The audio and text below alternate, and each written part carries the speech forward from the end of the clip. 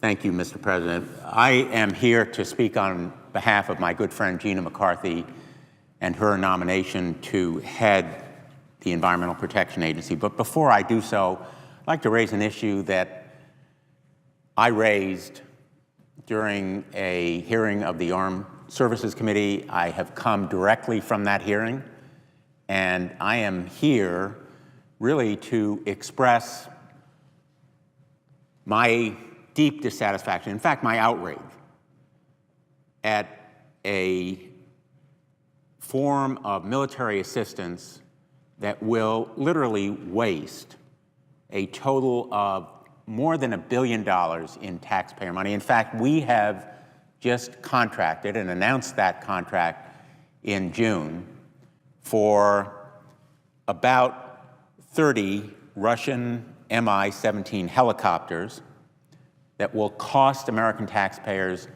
$550 million to buy from Russo-born Export, the Russian export agency controlled by the Russian government, those helicopters for the Afghan National Forces that lack pilots and maintenance personnel to fly and repair and operate those helicopters. They will be sitting on the runways of Afghan airfields without any use, rusting, literally wasting American taxpayer funds.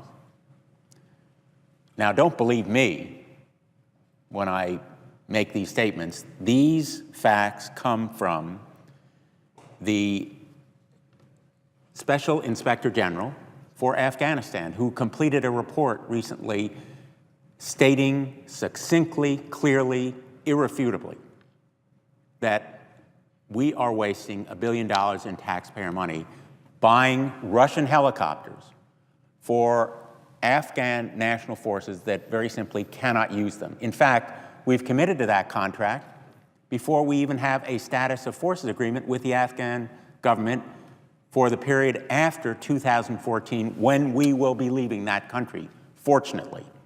And if we can leave sooner, all the better.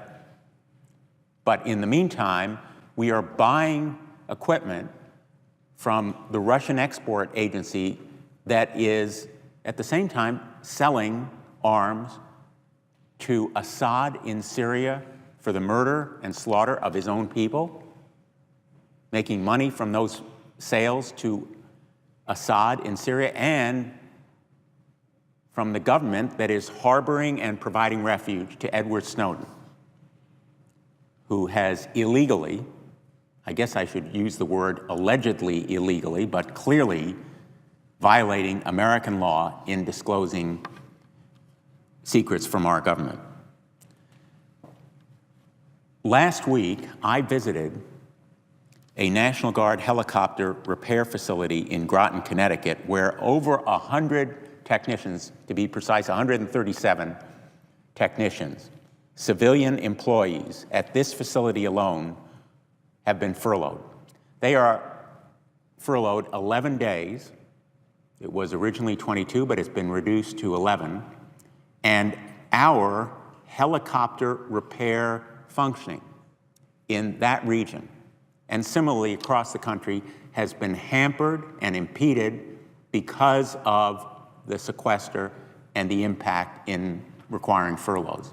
Our military readiness is suffering because of lack of funds on the part of the United States government, when we are at the same time buying Russian helicopters that will have no use for the Afghan government, and in fact, they have no pilots to fly or repairers to maintain. Something is wrong with this picture.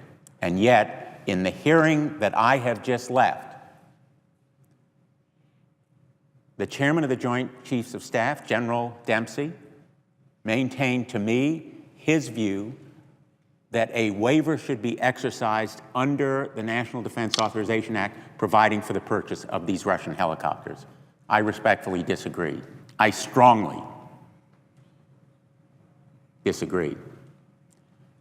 And I think that American taxpayers, certainly my fellow residents of Connecticut, ought to be equally outraged. We should be outraged in this body that we are wasting this money when precious funds have been foregone that can be used for military readiness of our armed forces. And I ask my colleagues to join me in saying to our United States military leaders that our national security is imperiled not by refusing to sell those helicopters, but in fact by wasting taxpayer money on those purchases for an Afghan army that can't use them, and for purchases from a country that certainly means us no good, and in fact an export agency that is selling arms to a murderous government and harboring